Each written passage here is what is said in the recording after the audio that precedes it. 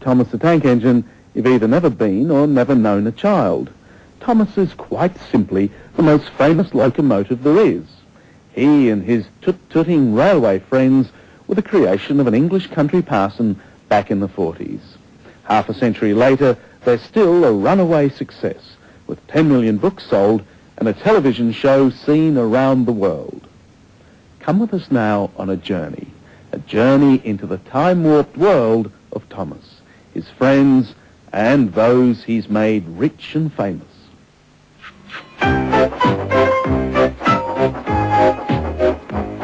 Welcome to the mythical island of Sodor, the green and hilly home of a little blue steam engine called Thomas.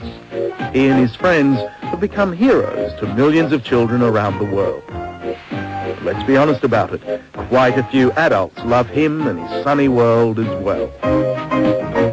I love the skies. Do many people say that to you? All the time. Yes, they do. Designed specifically by my art director, who is also a pilot. So he's got a lot of knowledge of skies. Because it's obviously drawn by a man who knows his clouds. He does. He's up there all the time, yeah. But we have a passion for the island of Sodor, that the fluffy clouds are very important, friendly clouds, which match the character of Thomas. Film director David Mitton loves his work. Who wouldn't? But the truth is that it demands an almost fanatical attention to detail to make the Thomas the Tank Engine television series the full steam ahead success that it's become. It is exhausting, creatively, as well as the action of the trains and getting them right, the engines in particular, because you've got a complicity of electronics in there, the eyes working. If we get one detail wrong in foreground, we get a lot of letters. Oh, no. Yeah, I'm telling you. The inspector stood on Edward's front, holding a noose of rope in the crook of the shunter's pole. He was trying to slip it over James's buffer.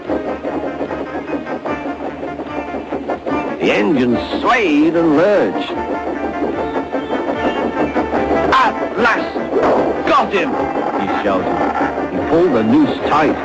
Gently braking, Edward's driver checked the engine's speed. In the making of the films, all the engines are treated very much like actors, and they behave like actors, and they really steam up and they go to work.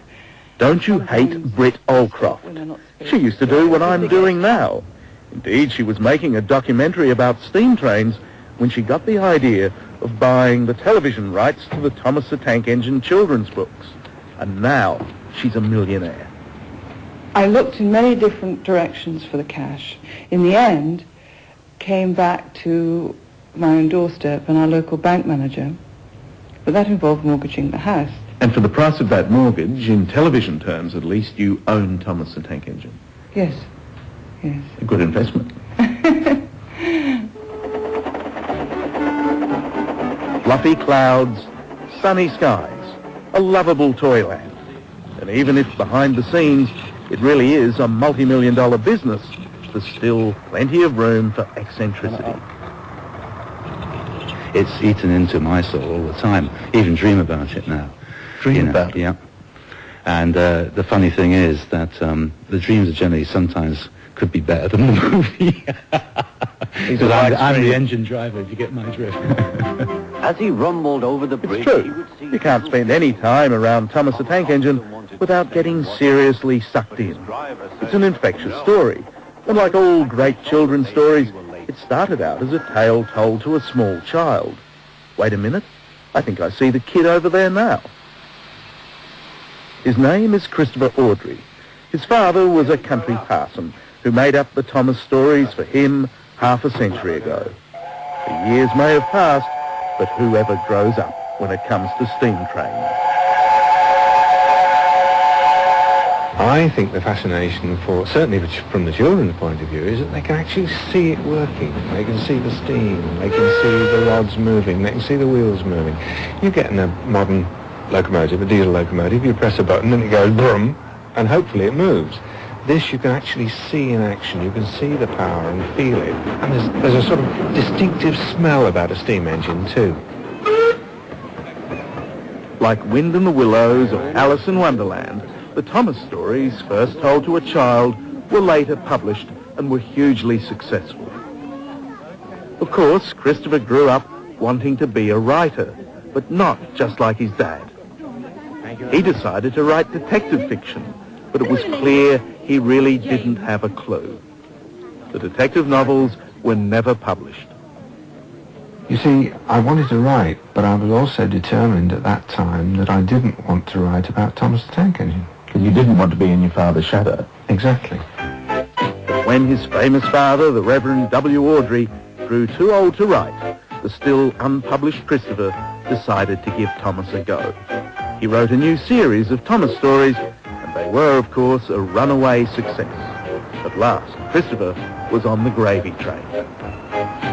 I would have liked to have made my own way by not using his characters. But the opportunity was there, and, you know, I'd have been a fool to turn it down, wouldn't I? Absolutely. It's made you a very wealthy man, but it hasn't really changed your life. Well, I hope it hasn't. I don't feel very wealthy. His father is rich too, but it's even harder to tell. This is the home of the Reverend W. Pretty modest for a man whose writings have earned reputedly more than £10 million. Only the name of the house, Sodor, Thomas's Island, gives any clue about its famous occupant. What no one told me was that these days the Reverend W is a very grumpy, bedridden old man. And he's got a terrible cough, but at least he's still able to smoke. So, can you tell me where and how it all started? Oh, this is the story I've been telling for the last 30 or 40 years. I'm sick of it. Oh dear, this really isn't going very well at all. But you're all behind the times. My books have been bestsellers in Australia, New Zealand, for the past 30 years. I mean, we should have done the story 30 years ago. Yes, you should. Not waited until I'm in my dotage.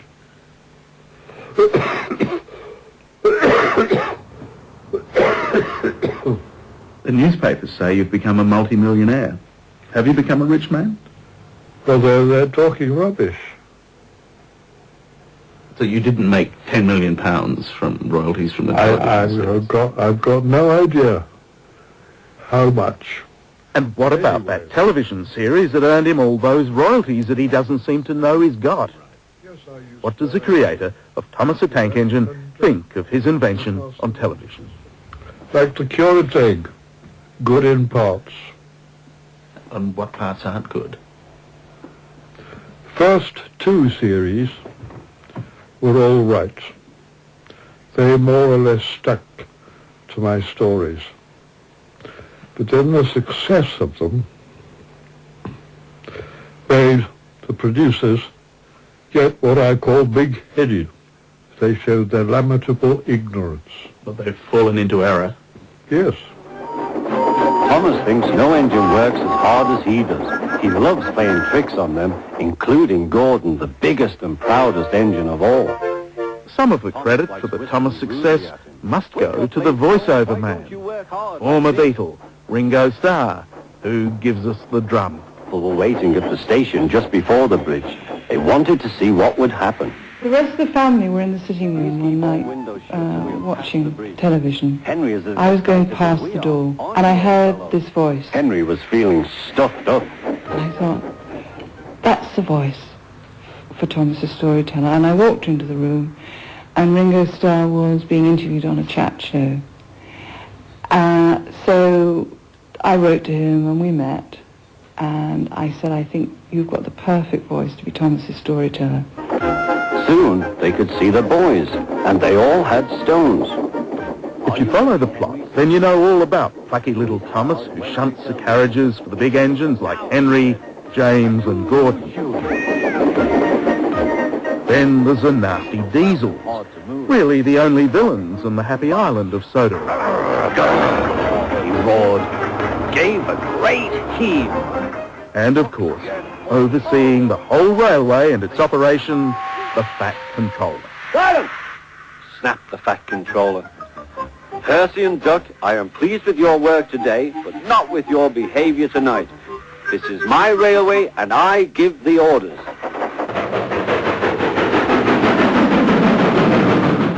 Here for one glorious day on a little branch line in the south of England, Thomas fans and railway buffs have joined forces to recreate, full scale, the world of Thomas the Tank Engine. And one of the lucky enthusiasts, a local businessman, actually gets to realise his lifelong ambition to play the fat controller. So how much is this a fair dinkum, Thomas? Very much so. It is very, very much so. If you get a picture of Thomas and look at this, it is carbon copy. And what's all this muck that I've got all over me? Well, unfortunately, that's Where's all this stuff? and will it come off? That's Australian rain. What is it?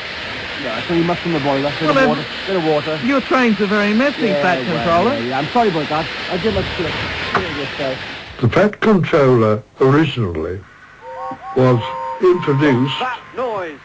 in the 3 railway engines as a dig at pompous officials whom I abominate. I've never met on any story as many eccentrics as I've met on this one. Well, all railway people are eccentric. You've got to be involved like we do. Who would come down to this place on a Saturday afternoon for no money on a gorgeous day and work on steam engines? And get covered in oil and everything else, play on the track, paint coaches, and just generally enjoy themselves. Cup final day in May. Where are they? They're all down here playing trains. It's in the blood. Now, if you haven't noticed the shortage of girl trains on this line, others have. Lately, there have been shock accusations that Thomas is blatantly sexist. Well, it happened to Nuddy, and it happened to Bill and Ben, the flower pot men. So is Thomas the Tank Engine now to be derailed by political correctness? Hurry up, you. What does Thomas think about this? Thomas's opinion hasn't actually been asked, you see, but I have plans for that. So there's trouble down the tracks for Thomas? Who knows? I don't think so, really.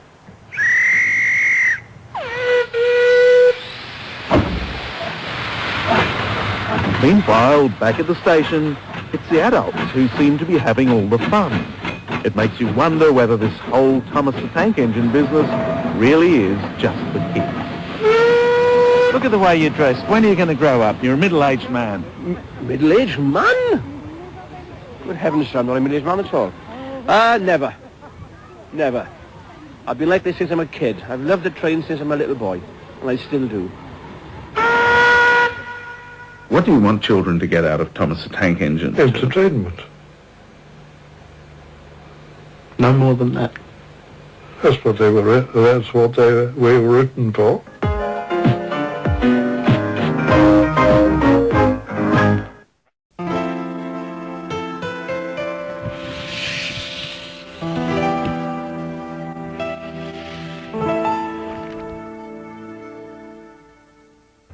Six degrees in Toronto. Now you're up to date.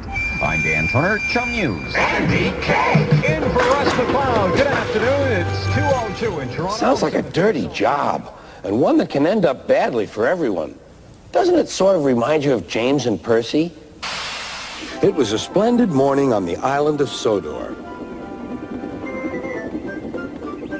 James was feeling very pleased with himself. His red paint gleamed in the sunshine as he sped along the line. He reached the junction just as Percy puffed in with some freight cars. James was surprised to see him. What are you doing here, Percy? You should be at the station by now. He's Canadian. Yeah. How do you know he's Canadian? He talks like a Canadian, like me and all the other people. And there's another engine who is called Donald, and he's from the West, the Wild West. He has the same name as me, D-O-N-A-L-D, Donald, and he's a twin, like me. I think people were looking for something that was totally nonviolent, totally interesting, a little bit educational because it teaches them about train travel and everything. I think he just came along at exactly the right time. Maybe he was discovered 40 years later, but I think that's why he's so magical.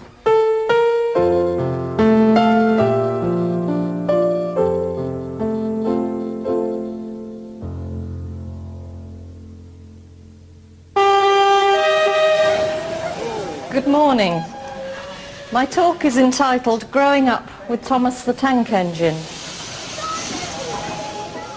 My father's love of trains came from my grandfather, who was also a vicar. While Dad was still a toddler, my grandfather used to take him for walks, and they invariably ended up near the railway track, where they would stand and watch steam trains together.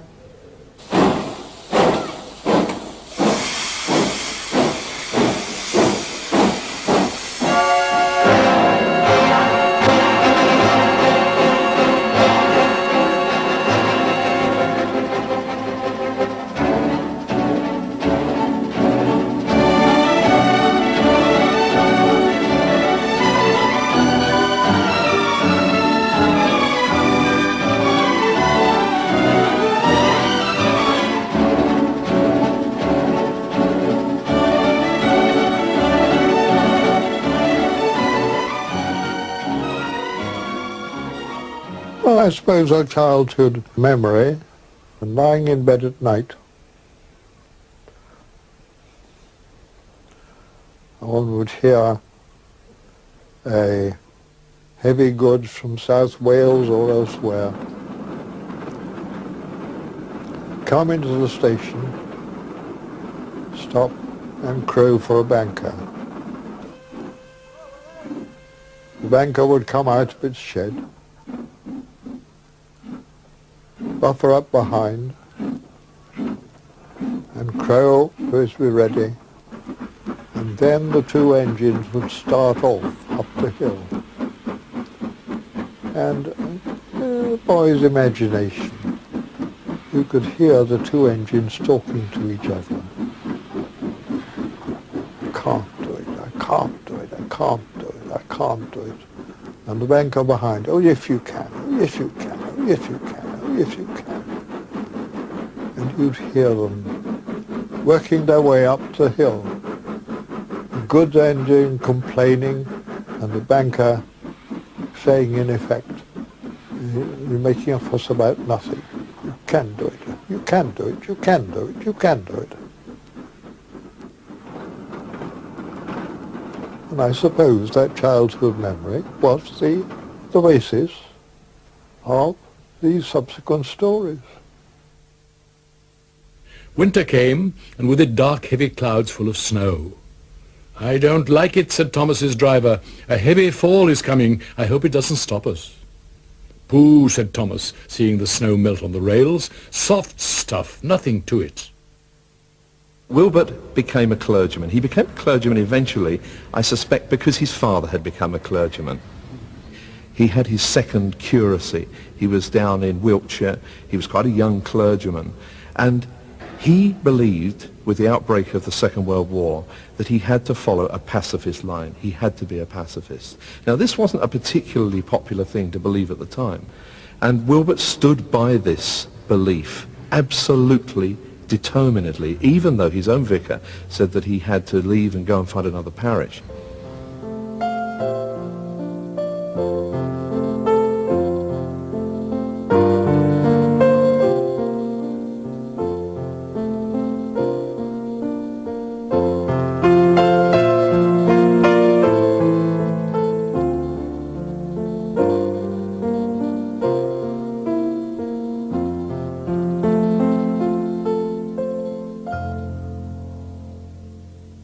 When my brother Christopher was 3 years old, he had measles, and he had to be kept in a darkened room. So it fell to my father, who was a curate, working from home as it were, to entertain him. Well, they went through all the nursery rhymes, but they eventually lost their entertainment value from continual repetition, except for 2 rhymes. One of these was, early in the morning, down at the station, see the little engines all in a row. Along comes the driver, pulls a little lever, Puff, puff, peep, peep, off we go. Dad drew very simple engine faces. He wasn't a very good artist, and he would do happy face, sad face, a cross face. But it was the sad face that appealed to Christopher, probably because he was feeling ill. What's that engine's name, Daddy? Edward, the first name that came into his head. Why is that engine sad, Daddy? Because he's old and he hasn't been out for a long time. Why hasn't he been out for a long time? Because all the other engines are bigger and stronger than him, and the drivers choose them first. And if you read Edward's Day Out in the 3 railway engines, you will see that that is precisely how it all began. Once upon a time, there was a little engine called Edward. He lived in a shed with 5 other engines. They were all bigger than Edward and boasted about it. The driver won't choose you again, they said. He wants big, strong engines like us. Edward had not been out for a long time. He began to feel sad. Just then the driver and fireman came along to start work. The driver looked at Edward. "Why are you sad?" he asked. "Would you like to come out today?" "Yes, please," said Edward. So the fireman lit the fire and made a nice lot of steam. Then the driver pulled the lever and Edward puffed away. "Peep, peep," he whistled. "Look at me now."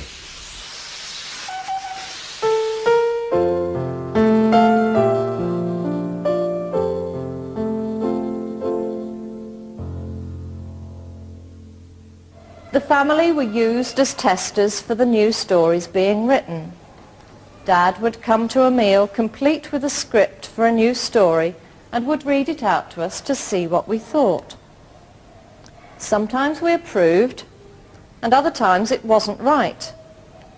And then we would get the story up to 6 times until we were happy with it.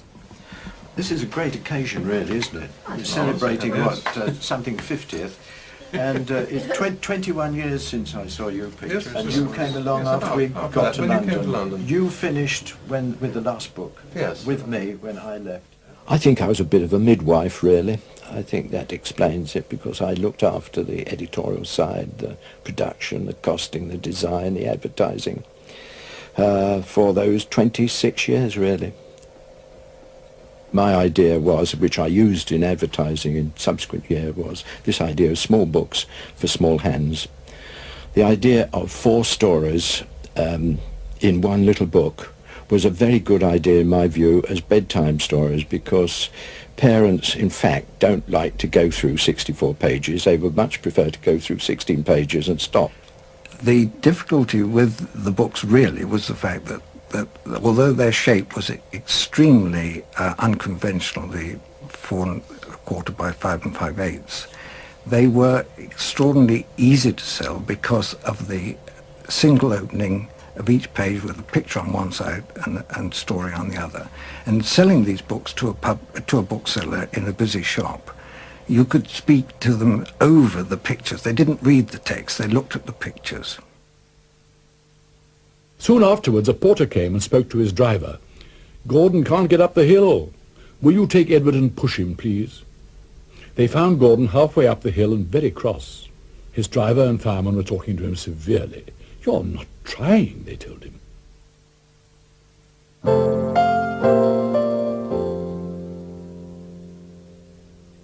Were you surprised when the books became a great success? Well, I was astonished. And I still am astonished.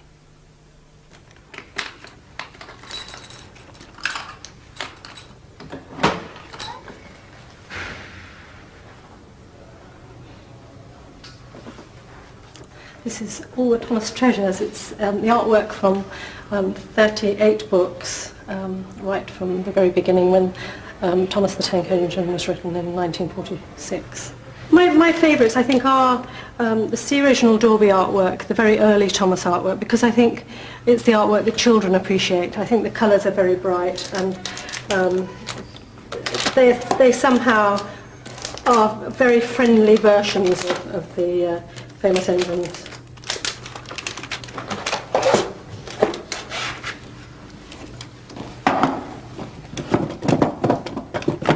Now, what would you like to see? I mean, do you want see some original manuscript? Right. Well, when the manuscripts first came in from the Reverend Awdry, he wrote them by hand on the back of church circulars, and he did these funny little naive pictures, which showed that right from the very start he intended his engines to have faces. Originally, they were only written down because the Reverend Awdry's son used to remember the stories as his father told them to him, and he would correct his father if he varied from the original storyline. So his father wrote them down so that he couldn't be caught out. Perhaps you better put that back and lock the safe up. Yes, right.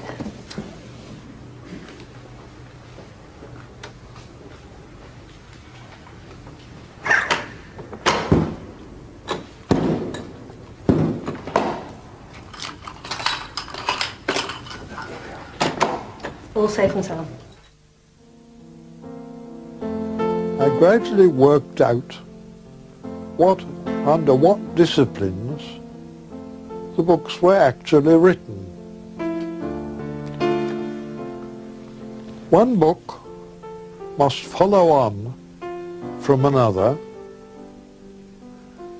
and that the engines and scenery shown in one book should correspond with the scenery in previous books. And that created a problem which had to be solved. And that was only solved when we discovered the island of Sodor and standardized the scenery. Wilbert Awdry had this obsession to understand the island of Sodor, a place where all these engines could run, and they could run authentically, so that there was no sense in which these were fictional engines. They were engines which followed their own true railway logic. Sodor is a great crossword puzzle. It's bringing together all these disparate, unrelated ideas and making them part of a whole new mythology. And there aren't many people who have done that. J.R.R. Tolkien, in creating Middle-earth, created his own land, his own language, his own geography, his own sense of place in which to put his stories. Wilbert Awdry is one of the few other people who has done that. The engine's name was Henry. His driver and fireman argued with him, but he would not move. "The rain will spoil my lovely green paint and red stripes," he said. The guard blew his whistle till he had no more breath and waved his flags till his arms ached, but Henry still stayed in the tunnel and blew steam at him. "I'm not going to spoil my lovely green paint and red stripes for you," he said rudely.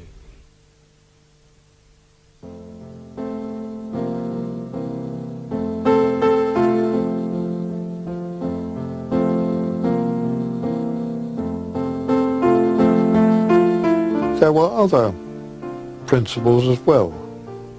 First of all, they had to be accurate. In other words, the story, however offbeat, on which the stories in my book were based, had to have actually happened to some engine, somewhere, sometime. You remember the story in Duck and the Diesel, how Duck crashed through a barber's shop. And the barber was quite calm about it. It's only an engine. Well, I got that from a page of offbeat accidents in the Railway Gazette. That actually happened at one of the Hull stations. One of the engines in Edward's shed was called Gordon. He was very big and very proud. "You watch me this afternoon, little Edward," he boasted, "as I rush through with the express. That'll be a splendid sight for you." My father did have problems with artists who didn't know anything about trains, and they would draw the same engine differently on several different pages. And of course, small children are very quick to pick this up, and they write to the author and point out these mistakes.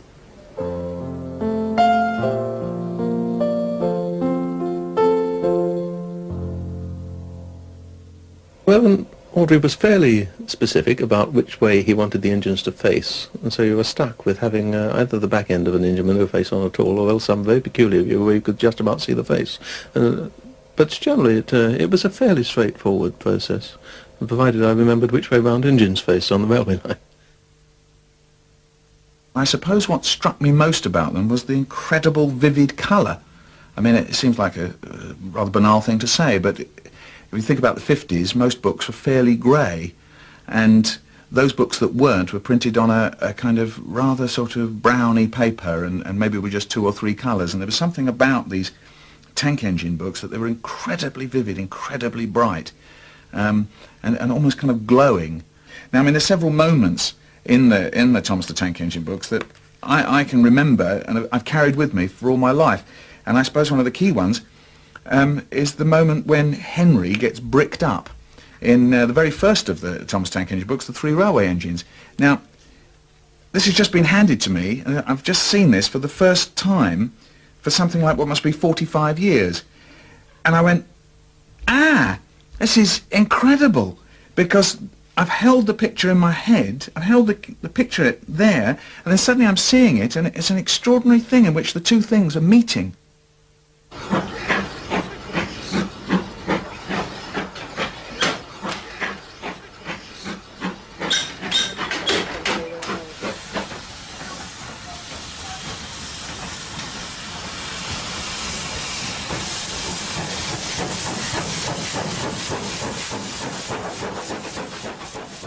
It's more real than we could possibly imagine, and it seems to remind us of a world that is gone. As you look at those drawings, first drawn by C. Reginald Dalby, you see those green hills and the blue distant mountains and the sea beyond, and you see the cows strolling through the meadows, and you see the children standing alongside the line waving at the trains as they go by. That is an evocation of an age that is gone, and it's always created in glowing iridescent colours, and those colours and those pictures leap off the page at you.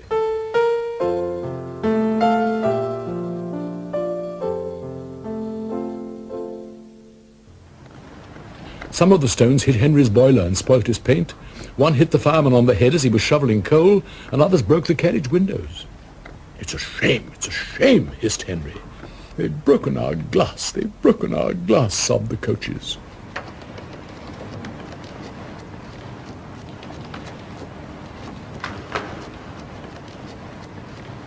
I'm scraping off glue that's imposing on the image of the painting, so I can clean it off and it's good for reproduction. This type of series has got lots of glue damage. Some has had some kind of skinning of the surface. The paper's come off and I've had to replace the paper and paint over it. Or lots of the paint has popped off from the surface of the picture and I've had to repaint the image. The driver and fireman were drinking cocoa in the brake van. The guard pulled out his watch. "The kipper's due," he said. "Who cares?" said the fireman. "This is good cocoa." "Cocoa, my dear engine," he gasped. "Save me!" Cocoa quickly sized up the situation and sent Bill and Ben about their business. They were cheeky at first, but Boko threatened to take away the trucks of coal he'd bought for them. That made them behave at once. Gordon thought he was wonderful. "Those little demons," he said. "How do you do it?" "Ah, well," said Boko, "it's just a knack." Gordon thinks to this day that Boko saved his life, but we know that the twins were only teasing, don't we? Reading the stories nowadays, one does get the impression that, to begin with, say for the first 5 books, the stories are told on a much, no, not a much younger level, but on at a more young level than they later became. Father developed as a writer, of course, and I think the stories developed with him. He began to use more complicated plots. And then you've got to remember that you're not merely writing for children, you're writing for the unfortunate people mothers, fathers, aunts, uncles, grandfathers, grandmothers, who've got to read the children the stories aloud, not just once, but over and over and over again. And so the story must be easy to read. Henry comes home and it's his birthday. And I said, happy birthday. There's this big hole where all the presents have to go in there. And there's trees and you know these bits on the top of the engines? Well, there's no, what is it? I forgot now. Henry is chosen to take some fish to some place, and then he goes really fast and he slips off the line, and then he had new coal when he was going, and he got his old coal back, but he got a new shaping body. But again and again the books are returning to the idea of order and who's in charge. And obviously we know the Fat Controller, that he's the big chief. And then we have the engines, and there's a hierarchy between the engines as to who's entitled to pull the express trains, and little Thomas the Tank, who thinks that he's a bit better than that. And then below that, below the level of the engines, you've got the carriages. The passengers came and argued too, but Henry would not move. The fat director, who was on the train, told the guard to get a rope. "We'll pull you out," he said. Drive up! Why are you late? We ain't got no train left on our trailer. I'm afraid that's not good enough. You're very late. You've thrown everything out of Canker. Oh, very sorry. I'll have to ask you to come and see me afterwards, okay? Who is the driver anyway? Mr. Malcolm. Malcolm? Barry Malcolm? Oh, well that explains a lot. Right. Tell him I'd like to see him afterwards. Good. I was rather annoyed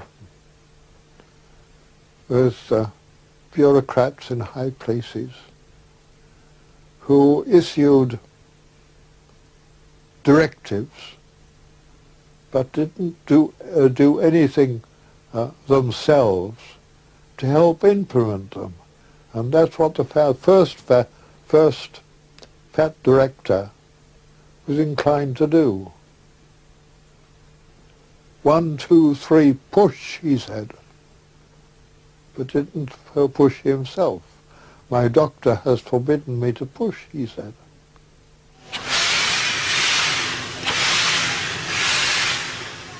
There is certainly an analogy to be drawn between the fact that the engines are governed by a sort of omnipresent being, and if you care to equate the Fat Controller with God in that sense, then fine. I don't think really that was the original concept, but Father being a clergyman, maybe it was a subconscious one. Awdry's fed into them, really, the way in which children relate to adults. That's actually what you're talking about. You're talking about children in families and children in schools, and the hierarchical world that children belong to, and younger children and older children.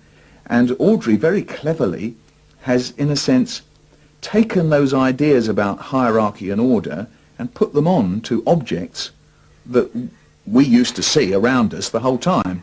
I don't set out to write a moral story.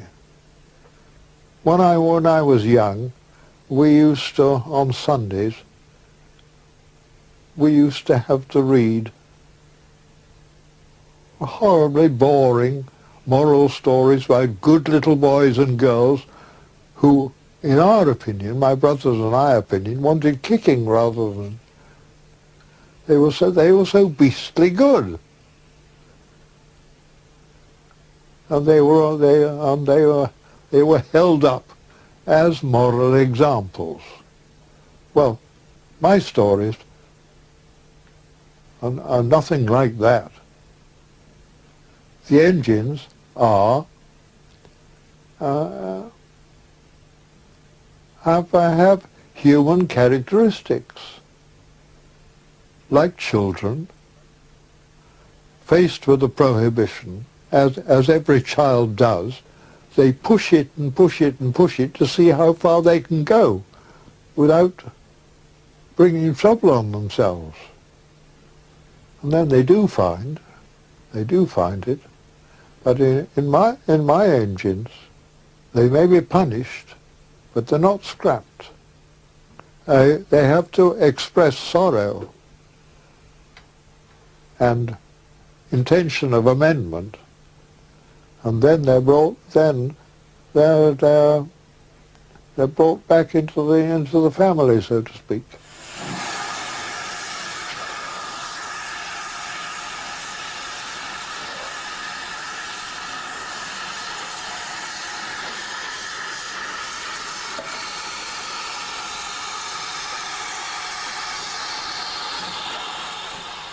Well, Thomas, so you and your driver have been fishing, but fish doesn't suit you, and we must get them out.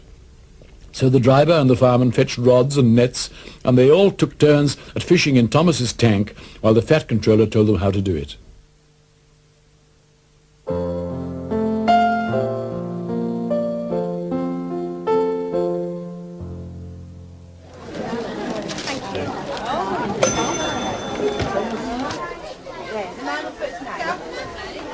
Thank you.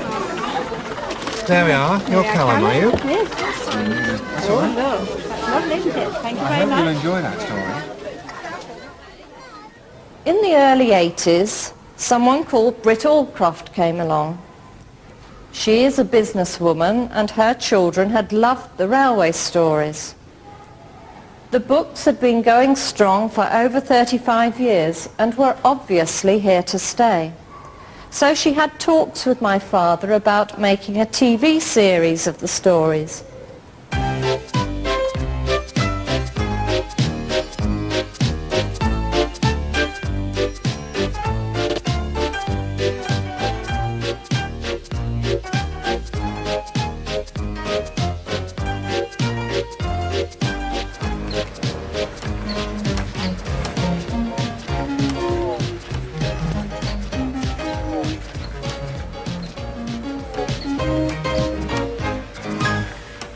What first attracted me to the stories were and still are the characters, the adventures, the situations they get into.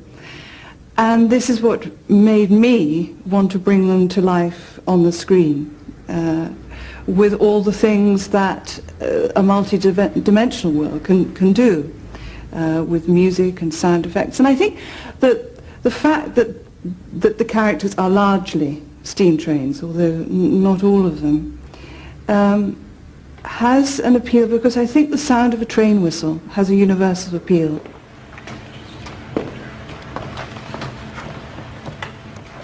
What we're waiting for is a whole parade of engines coming past the station, which you see.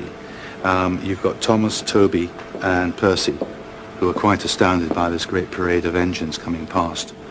This is the story where it's Fat Controller's engines, where actually all the major engines are all going off to London to a big show for all the kids.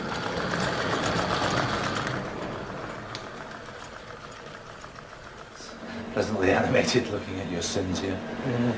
I think that one probably shows the station structure. I think yes, if you have that.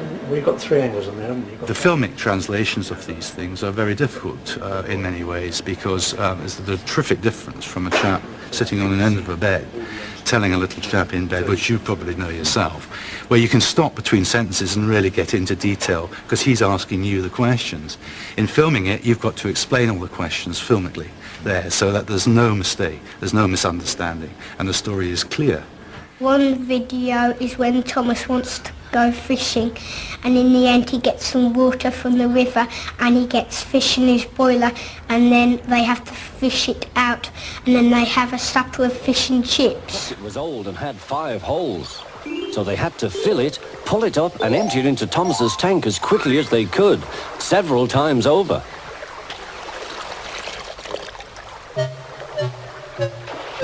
The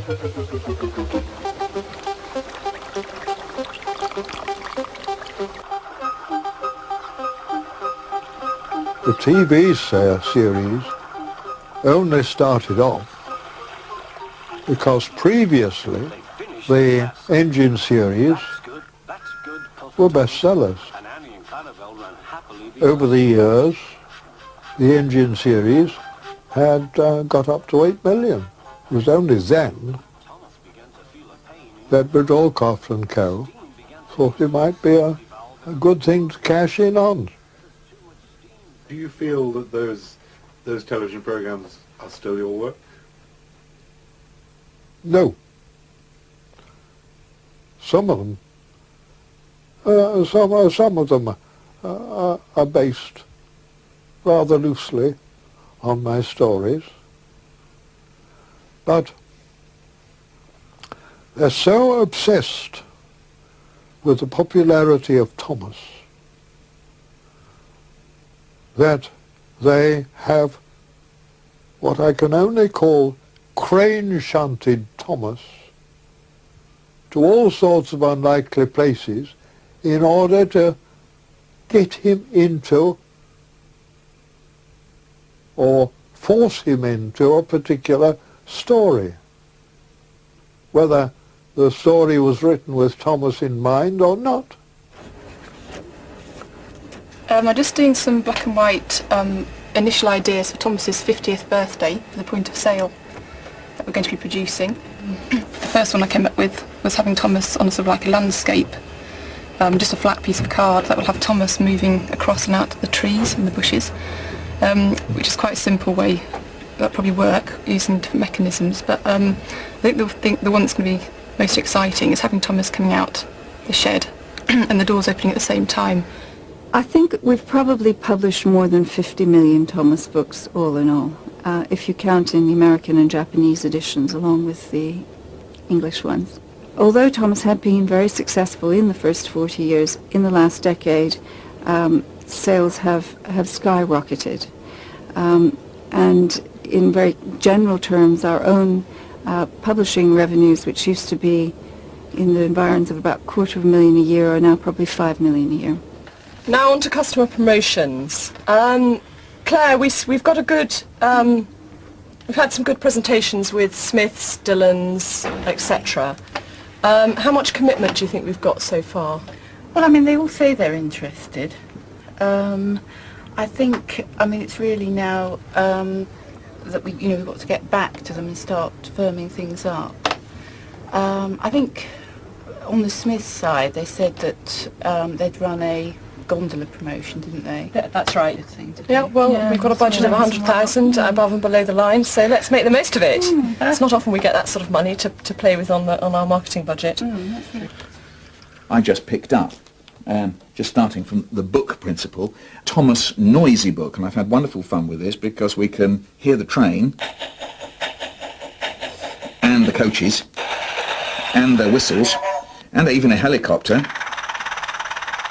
And I don't know how he got in there, but that's the cops, and then my favourite. Really useful engine.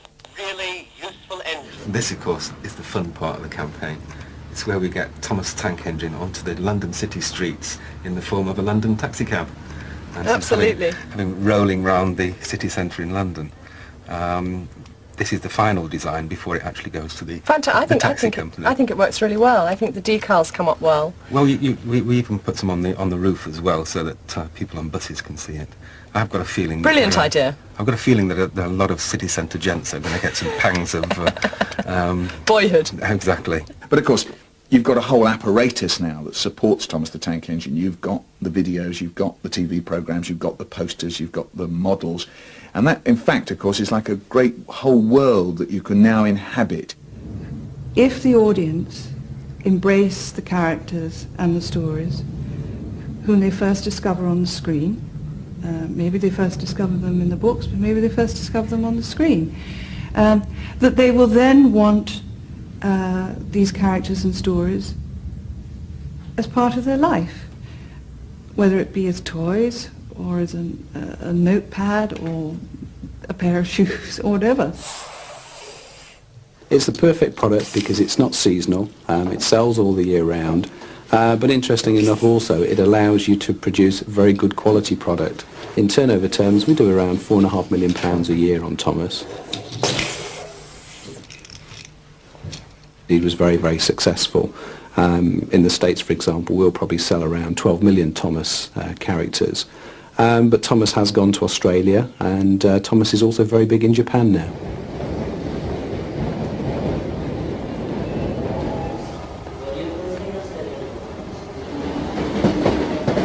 I think that stories have transcended national borders because basically they are universal, and small children are alike really all around the world. The gist is the strong storyline, the fun characters, and I think that in certain cultures where railways are a feature, such as in Japan and Norway, interesting enough, the series really has taken hold. I mean, it's interesting in Japan, the books were very popular long before the television series, and I do think that's because in Japan trains are a very important part of daily life.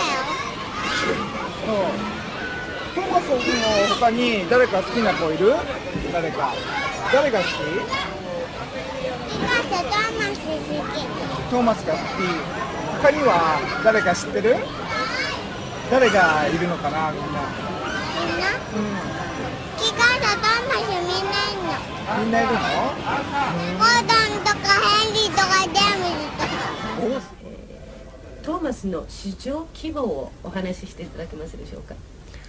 日本におけるトーマスの市場規模で、過去何年かあるんですが、その中で一番大きかった年が約市場規模で170億円ほどの規模になりました。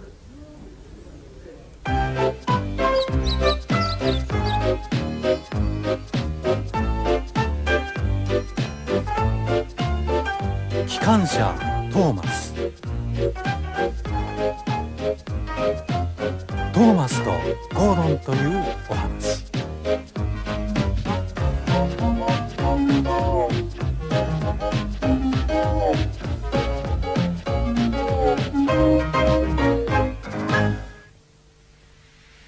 トーマスは小さなタンク機関車。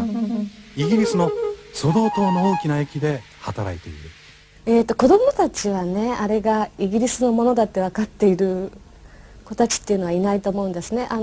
一緒に、ポンキッキという番組で放送されてるんですが、ポンキッキーズ、ごめんなさい、最近ポンキッキーズという番組になってタイトルが変わったんですけど、ポンキッキーズを見てるお母さん方もトーマスが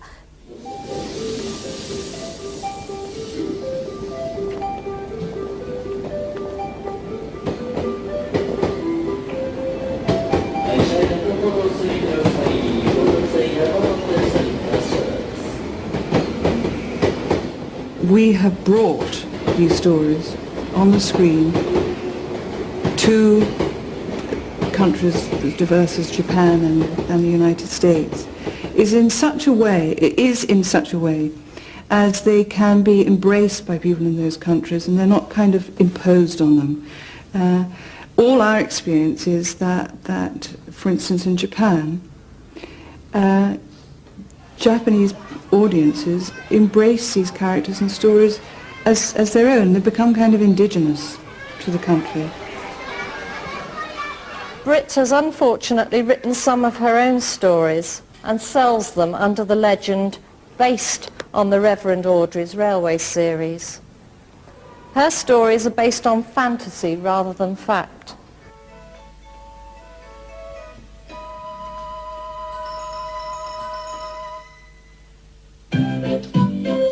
first two sets of videos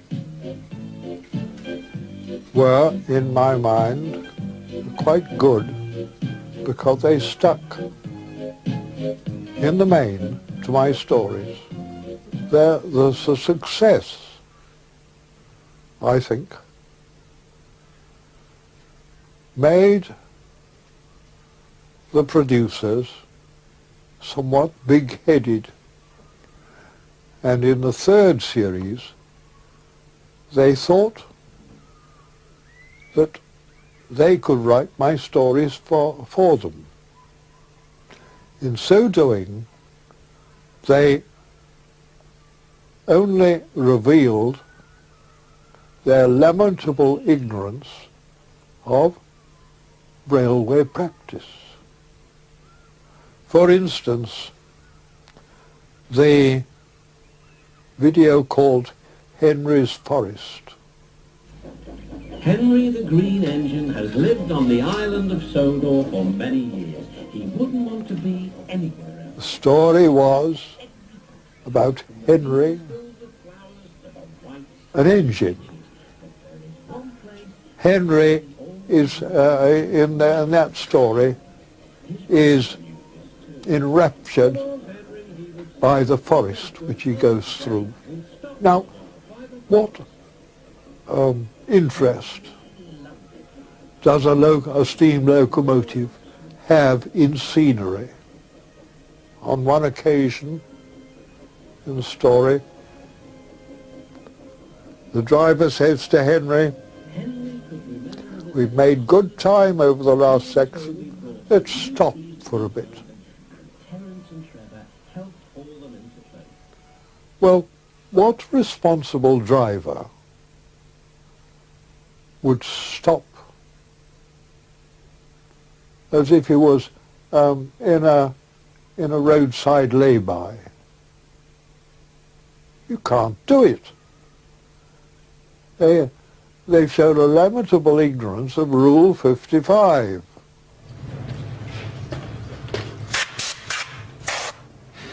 You're no stranger to Rule 55 then, Rupert? Well, I am strange to all the rules, actually, because I have to refer to it, but you can tell me what Rule 55 is. Rule 55 is a protection of trains when they come to a stand, reminding of the signalman of the position of your train, sending your fireman within a minute, 2 minutes to the signal box to sign the book and ensure that the signalman is aware of your position on the track. That's Rule 55. Autumn was changing the leaves from green to brown. The fields were changing too, from yellow stubble to brown earth. As Thomas puffed along, he heard the chug, chug, chug of a tractor at work. My father, a widower, now 83, still lives in his own home with a resident housekeeper carer. Dad has been called the Puff Puff Parson. He has even been called eccentric. The creator of these stories sometimes wonders whether he dreamt up Thomas or Thomas dreamt up him. But the Reverend Awdry is destined to be remembered as the Thomas the Tank Engine Man. The children and their parents are still buying these books in thousands about an age that is gone. I'm on a par with Willy Bunter or William. Nobody goes to school at a place like Willy Bunter, and nobody lives nowadays in a sort of suburban house like Richmond Crompton's William. But there it is. There's Thomas the Tank goes fishing, or there's Thomas the Tank and Henry the Green Engine. Now tell me, Katie, if it's right. You'd like one like... I can see no end to it. I think it's great fun to sit back and watch other people being sceptical about it, when I have that gut feeling that Thomas will go on forever because I've worked with him for so long, and I have seen no evidence of children going off him. how would you like to be remembered? I'd like to be remembered as an author who perhaps understood children,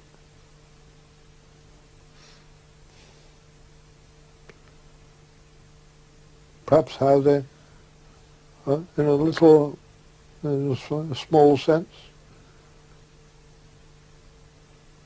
understood perhaps how their minds work. I don't know.